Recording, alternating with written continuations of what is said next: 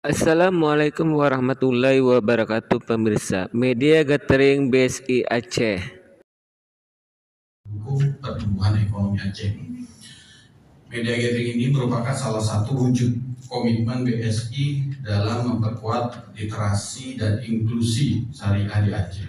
Kegiatan ini juga diharapkan dapat mempererat sinergi antara BSI, kemudian OJK, dan tentunya insan media dalam menyebarluaskan edukasi serta pemahaman mengenai peran strategis perbankan syariah bagi pembangunan ekonomi daerah.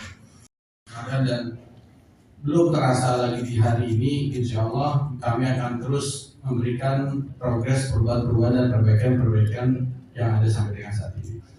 Kami laporkan juga, alhamdulillah Bapak sekalian, saat ini kalau kita lihat aset BSI secara nasional sudah menyusul bank tabungan negara. Ya, jadi kita yang kemarin itu posisi 6 nasional, saat ini sudah ranking 5.